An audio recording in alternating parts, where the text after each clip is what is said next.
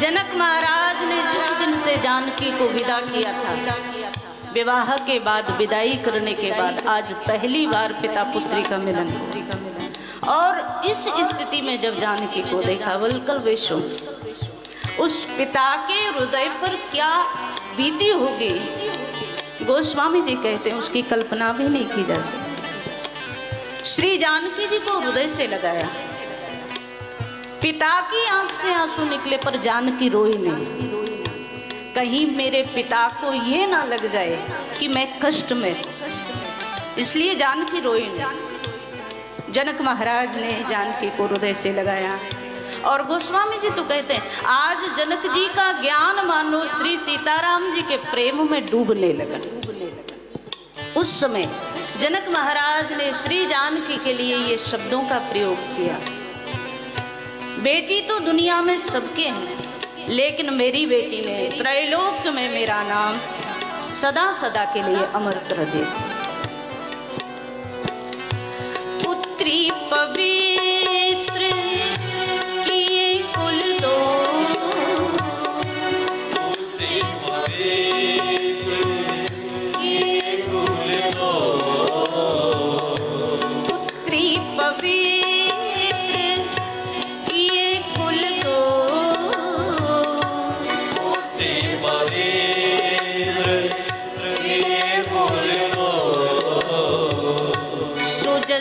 धवल जग कह सब को, धवल जग कह सब को। तापस वेश जनक सिय देखी, जिसे राजसी वेश में घर से विदा किया था, और दूसरी मुलाकात हुई जनक महाराज की तो तापसी वेश में श्री जानकी को देखा। लेकिन एक बार भी ना तो जानकी ने अपने जीवन की कोई शिकायत जनक महाराज तक पहुंचाई। जानकी मौन रही, बोली कुछ नहीं। और एक बार जनक जी के मुख से ये नहीं निकला कि तूने क्या किया, तुझे तो राजभवन में होना चाहिए था। आजकल महाराज संबंध इसलिए नहीं टिक पाते क्योंकि दोनों तरफ से समझ खत्म हो गई। प्रत्येक नए परिवार में जाकर के बेटी को बहुत समन्वय करना पड़ता है, लेकिन उन दोनों परिवारों में भी समन्वय की आवश्यकता है। एक बार जनक के मुख से ये नहीं निकला कि मेरी बिटिया को, जानकी जैसी बेटी को वनवास दे दिया, वन में जाने दिया।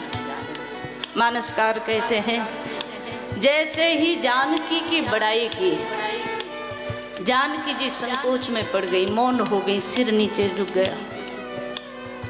बार बार जनक महाराज ने जानकी को हृदय से लगाया, देर ज्यादा हो गई। और देखो मर्यादा देखो, रात्रि हो गई, विलंब ज्यादा हो गया।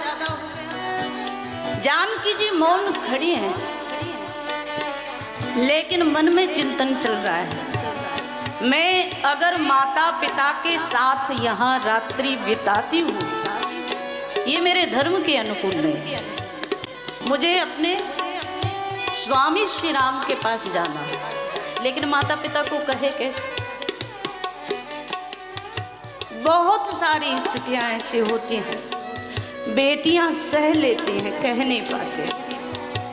आज जनक महाराज के यहाँ जानकी है तो जानकी के मुख से वाणी निकलती नहीं, कैसे कहूँ कि मुझे वापस जाना है।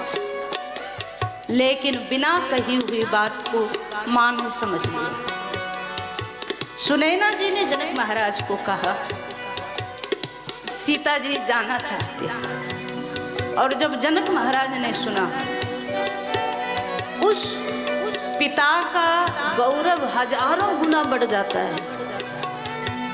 जिसकी बिटिया ने सब कुछ सहन कर लिया, लेकिन धर्म से जो नहीं चुके हैं, चरित्र से, मर्यादा से जो नहीं चुके हैं। जनक महाराज ने आज जब जानकी की स्थिति देखी तो जनक महाराज के नेत्र सजल हो गए। कहते नसी सकुच मन मन माही।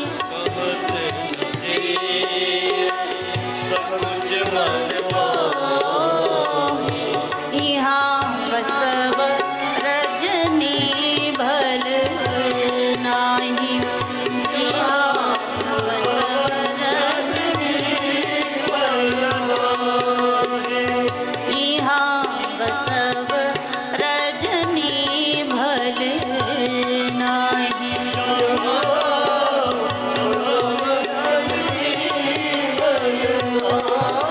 मुझे रात्रि में यहाँ नहीं रुकना चाहिए, ये मेरा धर्म कहता है। माता सुनैना ने आदेशित किया जानकी जी को, जानकी अब समय ज्यादा हो गया, तुम जाओ लौट करके। श्री जानकी पिता के शिविर में भी नहीं रुकी है। कितनी बड़ी धर्म की मर्यादा की बात है, चिंतन करके देखो। लौट करके आ रहे हैं और इसलिए आ रहे हैं कि इसी धरा पर चित्रकूट में ही मेरी सब सास माताएं हैं, मेरा पूरा परिवार है, तो मैं वहाँ ना रुक करके यहाँ रुकूं तो कोई ना कोई तो कहे ही देगा कि जानकी जनक के यहाँ रात्रि बिता करके आए। तो मुझे अगर रात्रि व्यतीत करना है तो सासुओं के साथ करनी है, उन सबकी सेवा करनी है। और ये बड़ी गंभीर बात है महाराज। मानस में दर्शन आया, लौट करके आ रहे हैं जानकी जी, तो मन में बस भगवान श्री राम का ध्यान करते हुए आ रहे हैं।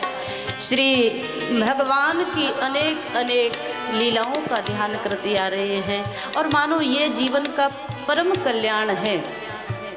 हम अपने धर्म से ना डिगे, दुनिया में लोग क्या कर रहे हैं उसे देखकर यदि हमने अपनी मर्यादा छोड़ दी, यदि हमने अपना धर्म छोड़ दिया, तो महाराज सनातन केवल नाम का रह जाएगा। हमारे यहाँ तो चरित्र प्रमुख है, मर्यादा प्रमुख है, आचरण प्रमुख है। भक्तों ने संतों ने जो भाव दिया, जीव भी भगवत दर्शन के लिए व्याकुल रहता है। और जानकी तो थोड़ी देर के लिए गई थी, इतने में श्री भगवान के दर्शन के लिए व्याकुल हो गए।